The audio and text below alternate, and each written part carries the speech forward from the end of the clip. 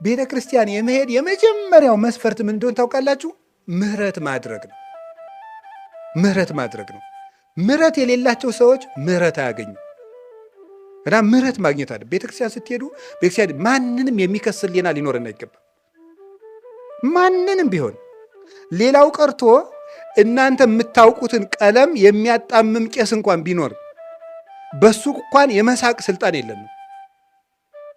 አንተ ሰው ይላል ቅዱስ ዮሐንስ አፈወርቅ ገብቶ እኮ የሚጸልየው ለአንተ ኃጢአት ነው ይላል። ባያውቀውስ ቀለሙን ለአንተ ኃጢአት እየጸለየ አንተ ትስቅበታለህ ይላል።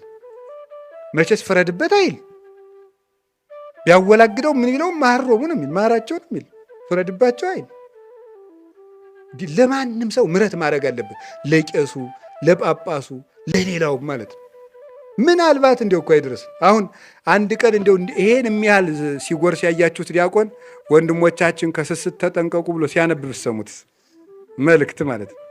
ወይም 2 እንጀራ ከእናንተ ቤት የጨረሰ ቄስ ስስት አትሳሱ ሚል ቅዳሴ ላይ ሄዲያ ወገኛ መጀመሪያ ራስን አትሉም እያስቀደስን ሲሰክር ያያችሁት ቄስ ቢኖር የሆነ ነገር ሲያደርግ ሲቀድ ምሕረት እግዚአብሔር እኛን ምሕረት ሊያደርግልን ሂደን እኛ በሰው ፈርደን ወገኛ እኛን ከመምከር በፊት ራሱን ባስተካከለ ብለን በሰው ፈርደን ፍርዳችንን ተከናነን ቤታችን እንዲሁ እኮ ይገርም።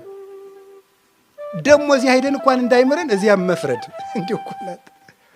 የክርስቶስን የፍርድ ስልጣን ቀምተን ነው እኮ የምንፈርደው። የመፍረድ ስልጣን የመድኃኔዓለም አይደለም እንዴ ነው።